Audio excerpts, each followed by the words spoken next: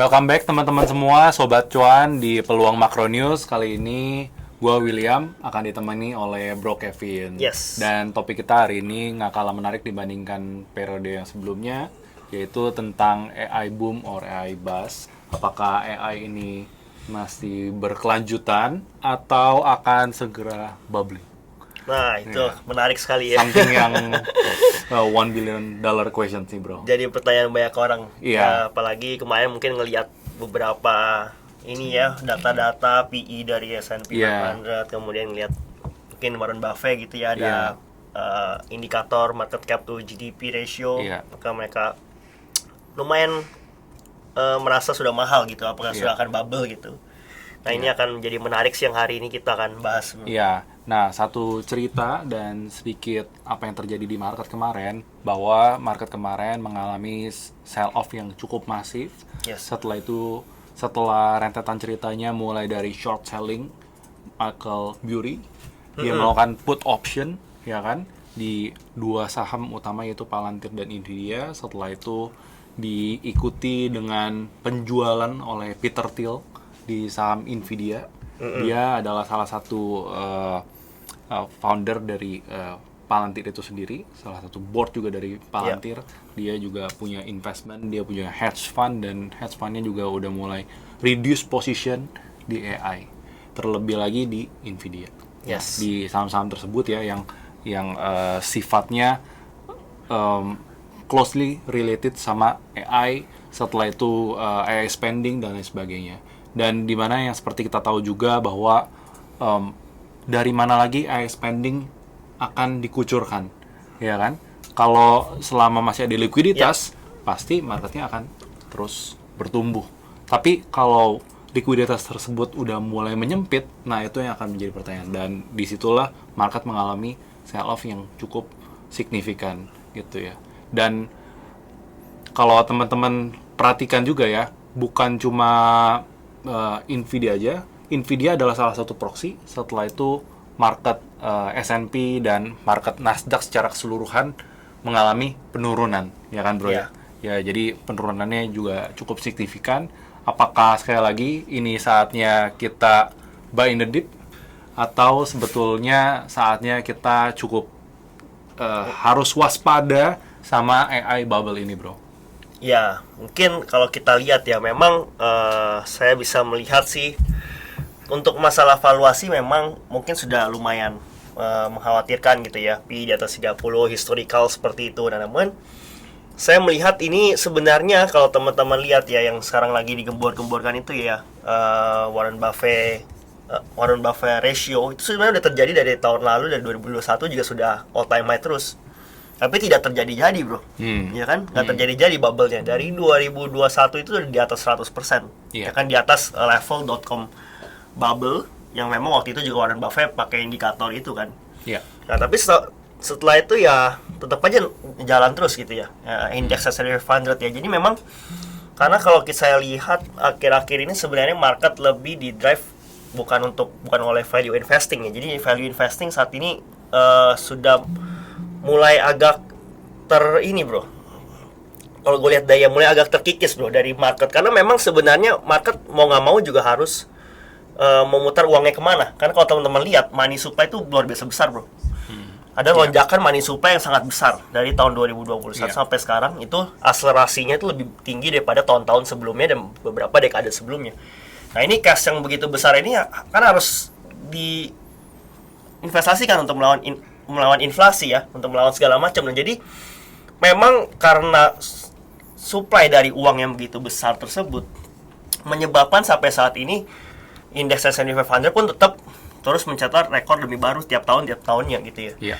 Jadi ini ada yang memang kita lihat seperti itu, karena memang uangnya besar. Nah, ini makanya menjadi pertanyaan lagi, apakah P30 sekarang sudah normal di era S&P 500 sekarang. Makanya kan di sini kan salah satu judul podcast kita adalah ya kan, memang apakah sekarang valuation risk-nya dari S&P 500 itu sudah naik, udah nggak di bawah, udah nggak 20-20-an lagi gitu ya, tapi lebih tinggi lagi gitu ya. Nah, itu yang memang harus kita sadari sekarang di era yang memang money supply yang sangat besar sekali, tinggi sekali, itu masih sangat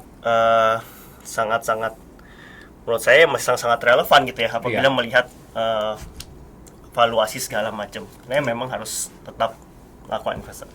Nah, kalau kita melihat nih bro, satu data yang cukup penting. Tadi kan Bro Kevin sempat sampaikan juga bahwa rasio PE berada Iya. di valuasi yang mahal. Mahal. Ya kan? Iya. Tapi valuasi PE itu tadinya mungkin 30 kali udah marketnya udah mengalami koreksi, tapi sekarang diterabas terus, Diterabas naik terus, betul. setelah itu likuiditas Naik naik, terus. terus.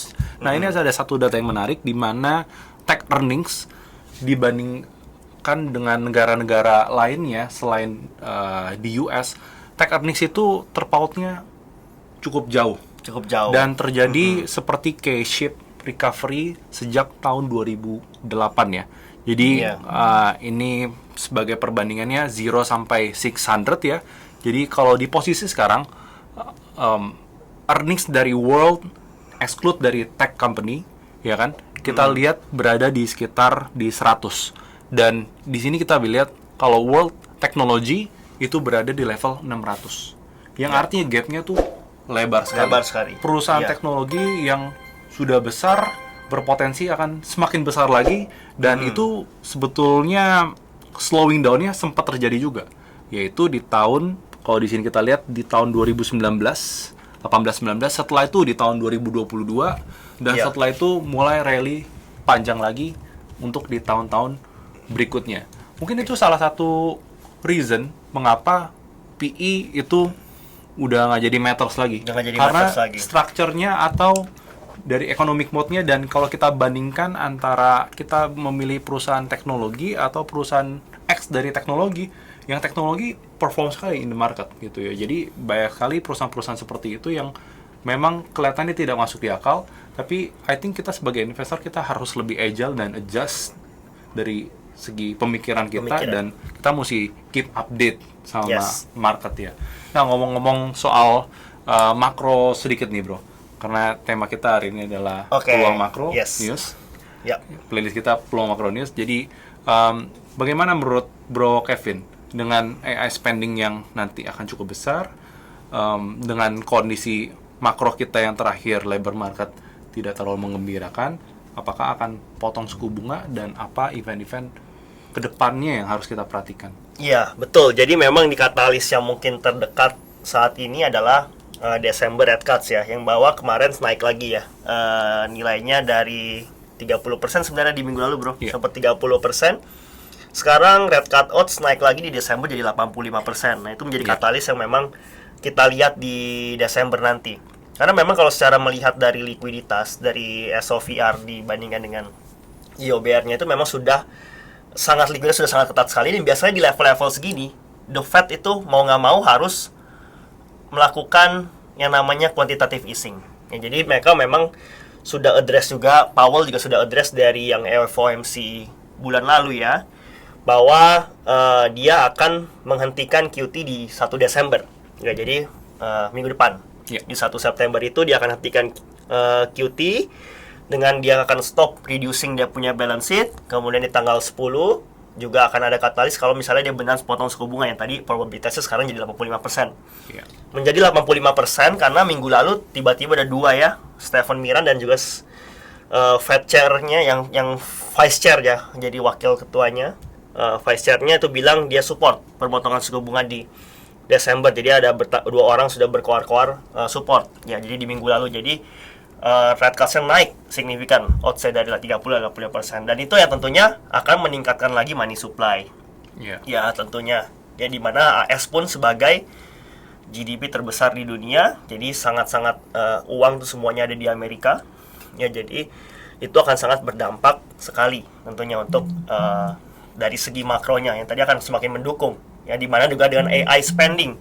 Jadi kalau teman-teman perhatikan cash dari perusahaan-perusahaan teknologi sangat besar sekali karena earnings-nya Iya. besar sekali, bro. Yang Iya. tadi bro sudah sempat kasih lihat juga ya, dari earnings dari tech-nya itu wah gila-gilaan akselerasinya. Iya. Ya kan?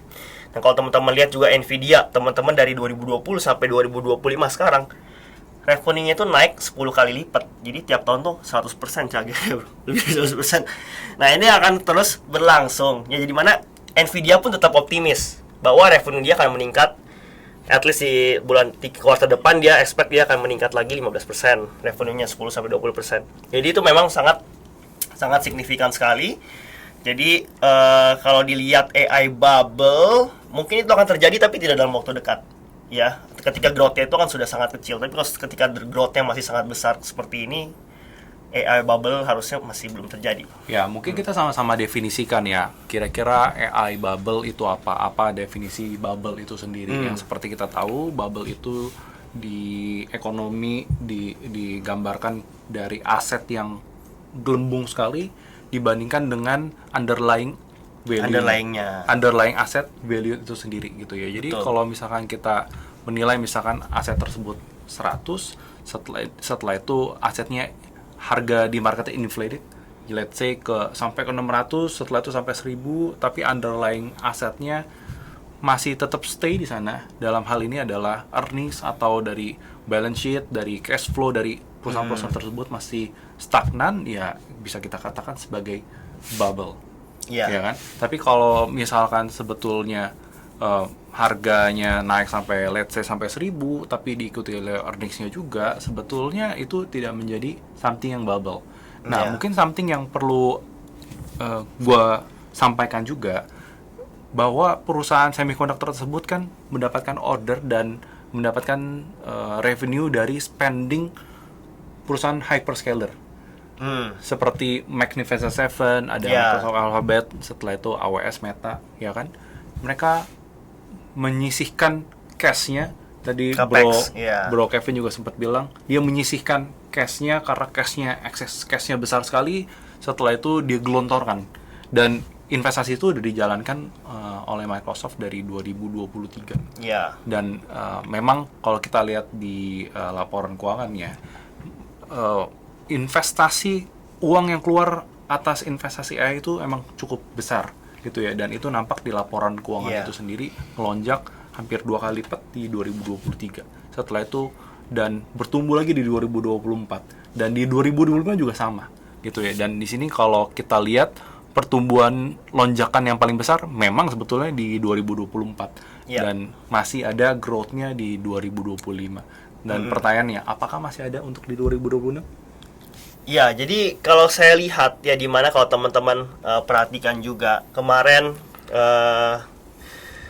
kalau teman-teman lihat ya beberapa waktu lalu ketika Prince Saudi ya masuk ke Amerika, ya kan, dia diundang Trump, dia meningkatkan investasinya dari 600 billion jadi 1 triliun US dollar. Nah, ini mungkin juga salah satu cara Trump untuk tetap menjaga AI spending ini kuat, jadi tidak bubble. Ya, di mana perusahaan-perusahaan juga dari luar AS ya, baik.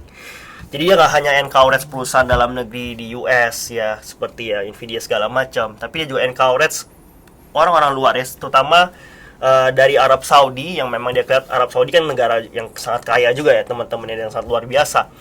Dan dia juga punya proyek robot di situ, Humain namanya. Nah, Humain itu ya kan sekarang udah ambil terus dari Nvidia segala macam, Oracle segala macam, dia kerjasama dengan menggelontorkan nilai yang fantastis juga. Jadi itu akan terus-menerus meningkatkan revenue dan juga earnings dari perusahaan-perusahaan AS ya. Jadi digelontorkan dari 600 billion jadi 1 triliun US dollar in short term dalam setahun ke depan. Nah, itu dia akan menjaga tentunya AI bubble ini untuk mundur lagi. Ya, jadi di sini kita lihat masih banyak katalisnya ya, terutama dari US. Dan kalau teman-teman lihat ya, jadi sekarang ini tuh benar-benar nyata ya. Kalau teman-teman bandingkan dengan yang mungkin yang orang-orang pada bandingkan dengan .com bubble di tahun 99, itu nggak sebanding ya. Jadi .com bubble itu tidak, underlying-nya tidak sekuat yang seperti sekarang AI yang sedang lagi kita develop. Ya, dari situ sudah kelihatan banget jelas bahwa kedepannya nanti akan ada mobil terbang lah, akan ada robot humanoid segala macam. Nah, itu underlying-nya jelas, dan itu sangat-sangat dibutuhkan dan memang menjadi, dan value-nya bernilai ya, dibandingkan dengan yang memang waktu itu di .com bubble yang internet itu semua yang .com-nya semua jadi bubble gitu. Jadi saya melihat dari segi prospeknya juga, dan ini futures-nya ini, dunia sudah melihat ke arah sana dan semua orang-orang lagi berlomba ke arah sana, dan itu kan baru dalam hitungan beberapa tahun terakhir ya kan. Jadi kalau dibilang bubble sekarang, itu menurut saya susah ya kan, nggak make sense kalau bubble itu hanya dalam 2 tahun terus tiba-tiba bubble gitu kan, padahal baru mulai AI-nya ini. Jadi at least membutuhkan waktu yang lebih panjang lagi supaya misalnya dia untuk bubble. Jadi kalau saya lihat seperti kan underlying itu beda sekali dengan yang di .com bubble kemarin tahun 1999. Jadi saya bisa bilang ini tidak, most likely tidak akan mengulang. Ya, tidak akan mengulang .com bubble. Yang menjadi perhatian sekarang adalah kepada AI capex-nya dari perusahaan-perusahaan itu. Itu yang harus dijaga capex-nya. Jangan sampai nanti terus-menerusan digelontorkan seperti itu di tahun 2007 segitu, akhirnya earnings-nya jadi hancur bawahnya, bottom line-nya jadi hancur sehingga menyebabkan yang tadi bubble itu sendiri. Nah, jadi kalau AI-nya sendiri itu tidak akan bubble ya teman-teman ya dalam waktu dekat ya, cuma yang harus dijaga ini adalah perusahaan-perusahaan AI-nya ini untuk menjaga capex itu supaya pada level yang memang masih proporsional sehingga kinerja keuangan mereka tetap oke di bawahnya bottom line-nya, dan sehingga ini bisa akan terus-menerus berkelanjutan di depannya. Nah, yang minggu lalu kita sempat bahas, sebetulnya yang masalah sekarang ada bukanlah di semikonduktornya ya. Jadi semikonduktornya, supply-nya, dan logistiknya, manufakturnya itu sedang dibangun, dan memang real sedang dibangun kan, dan supply-nya is there gitu ya. Tapi memang yang sekali lagi yang menjadi kendala di periode sekarang adalah data center, dan dari segi energinya itu sendiri, di mana AI membutuhkan banyak energi, dan mungkin nggak banyak orang yang tahu ya. Dan investasi-investasi ke depannya memang betul baru dimulai beberapa tahun untuk capex-nya, dan pasti akan bergulir terus, dan narasi tersebut masih akan bergulir terus ya. Dan salah satu yang menarik buat kita perhatikan adalah dari segi capex.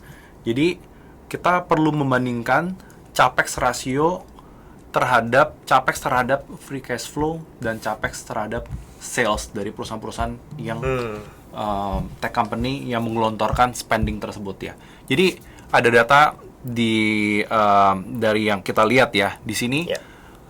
Pertama kali capex to sales-nya. Nah, kalau kita lihat capex to sales di tahun 90-an waktu waktu .com bubble itu di sekitaran 10% sampai 12%. Ya. Itu capex to sales-nya.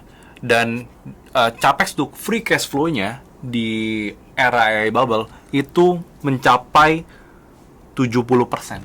Jadi spare terhadap uang yang digelontorkan lagi untuk dia investasikan infrastruktur dari internet itu sendiri udah hampir di limit yang cukup.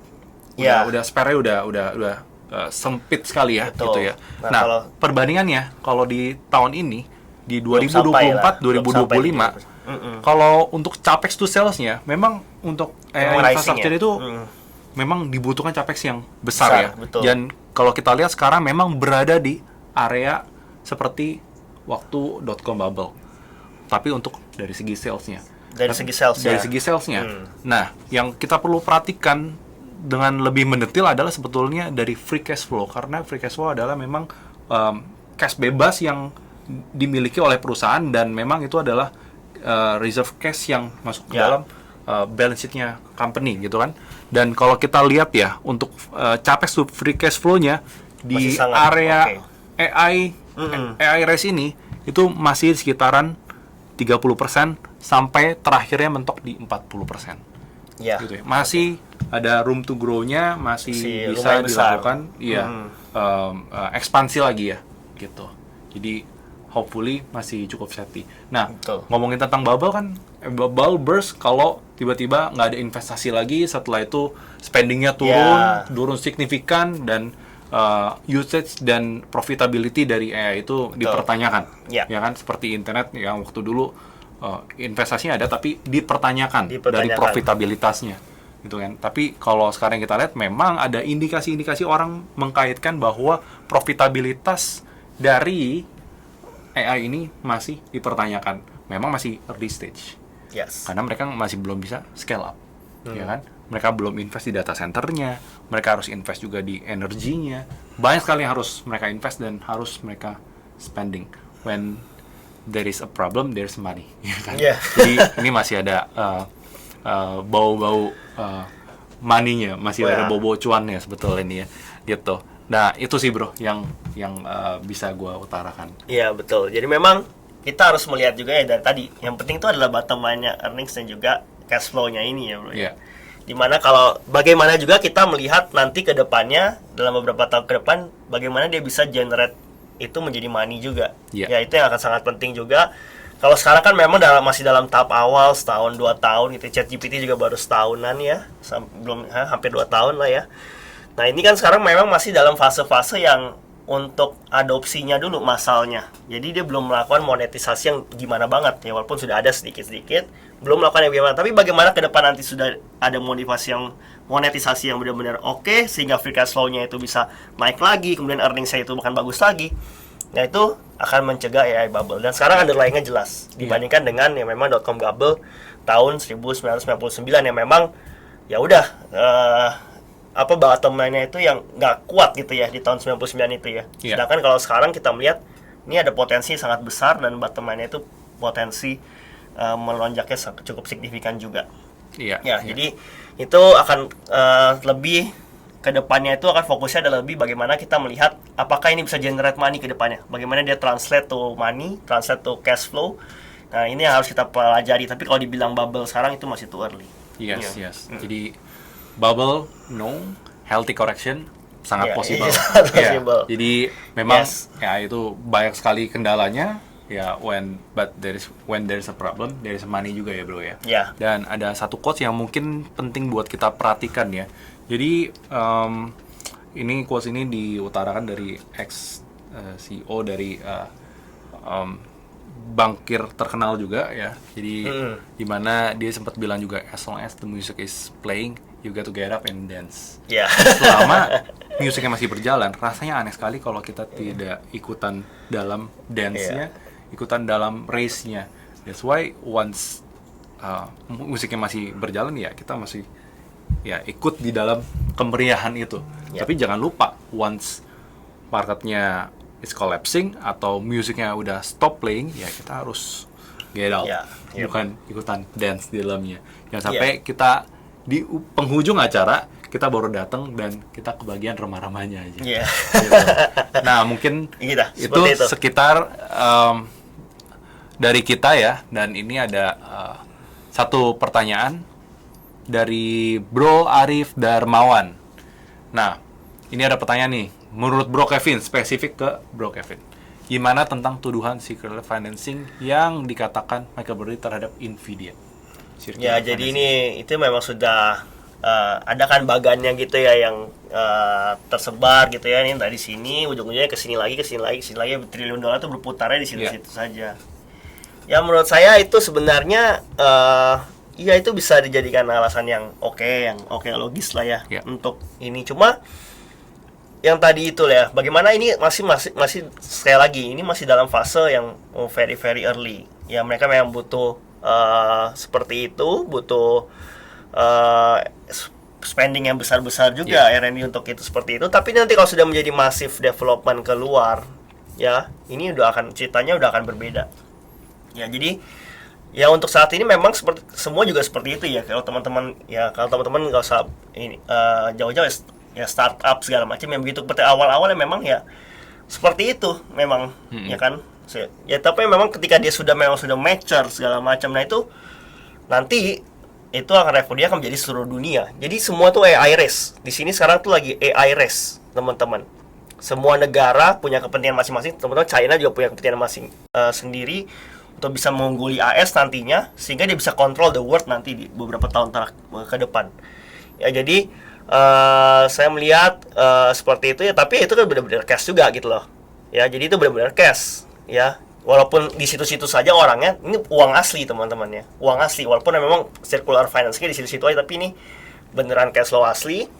Dan nanti ujung-ujungnya ke depannya apabila ini sangat sukses massive adoption, nah itu uang akan mengalir dari seluruh dunia ke sana. Jadi memang ya seperti itu. Ya, mungkin tambahan sedikit ya. Jadi banyak yang menakutkan bahwa marketnya akan crack juga seperti tahun 2008, di mana waktu tahun 2008 tersebut memang spendingnya besar. Setelah itu mereka membangun perumahan lagi itu menggunakan leverage on leverage. Nah, kalau sekarang kita lihat di sini masih yang digunakan adalah masih cash reserve dari perusahaan. Belum kita lihat bahwa something yang udah sekuritisasi, something yang ada jaminannya. Setelah itu dijaminkan lagi, jaminan tersebut muncul sebuah bonds, walaupun ada wacana bahwa perlu menerbitkan bonds. Ya, tapi masih di tahap-tahap awal. Sekali lagi, spending masih besar dan development-nya juga masih besar. Jadi mungkin marketnya bisa crack ya atau koreksi, tapi ya sekali lagi spending tersebut harus dijaga. Spending tersebut pasti akan ada. Tapi jangan sampai spending tersebut penurunannya signifikan, ya kan? Leverage on leverage tetap baik asalkan rasionya tetap terjaga. Seperti itu aja. Nah, oke. Ini ada pertanyaan kedua dari Anonymous. Nah, tadi disebutkan bahwa data center bakal sangat dibutuhkan ke depannya. Pertanyaannya, bro, lebih baik kita fokus investasi di Magnificent Seven aja atau fokus di building data center? Iya, jadi yang namanya AI ini banyak, bro. Ya, ini tuh banyak ya, dimana kita melihat banyak juga sektor-sektor yang sebenarnya potensial juga. Jadi teman-teman misalnya fokus, nggak perlu fokus ke data centernya aja ya. Karena kalau saya lihat di sini, yang sekarang lagi digencarkan juga adalah sebenarnya electricalnya juga, teman-teman. Ya, jadi mungkin teman-teman juga kalau ikut minggu lalu podcast kita juga sudah tahu kan berapa proyeksinya harus nanti electricity untuk mensupport AI ini. Nah, itu yang menjadi penting juga adalah teman-teman mulai ke sektor energi ya, sektor energi, tapi energi yang terbarukan, listrik segala macam memang sedang digenjot ya. Teman di nuklir juga sangat oke banget digenjot oleh Trump. Jadi fokuslah ke sektor-sektor juga yang memang, dan sebenarnya yang sektor electricity itu masih lagging, bro. Kalau teman-teman lihat dari segala PI segala macam ya. Nah, kita di sini nggak mau sebut nama perusahaannya ya, nanti teman-teman ikut Peluang Plus baru. Jadi ikut sama perusahaannya, tapi banyak sekali sektor-sektor electricity yang memang sangat masih under value. Nah, itu teman-teman bisa riset sendiri lah ya. Pokoknya lebih ke sektor energi terbarukan yang menyupport tenaga listrik. Nah, itu sangat-sangat menarik ya. Kemudian juga ada beberapa juga yang memang masih under value juga dari segi akseleratornya AI-nya. Ya, jadi nggak usah terlalu fokus ke misalnya chip ya. Mungkin kalau chip sekarang sudah terlalu value-nya tinggi sekali gitu ya. Valuasinya yang bisa ke sektor-sektor tersebut. Ya. Oke. Thank you teman-teman semua. Pertanyaan kedua tersebut ikut mengakhiri acara kita hari ini. Okay. Intinya adalah kita percaya bahwa AI itu tidak bubble, but slowing down sangat mungkin terjadi di sektor AI yang AI related, tapi mungkin investasi ke depan yang masih menarik adalah data center, energi dan lain sebagainya, gitu ya. Oke, terima kasih teman-teman semua. Sekali lagi, kalau mau tahu beberapa ticker yang pentingnya, jangan lupa join untuk jadi Peluang Plus dengan melakukan deposit, menjaga NIV di atas 100 juta. Pastinya kalian akan dapat insight yang menarik dari kita. Secara komersial juga lebih baik dibandingkan peluang reguler. Terima kasih teman-teman semua. Sampai jumpa di Peluang Makro News berikutnya. Bye-bye. Okay, see you next week.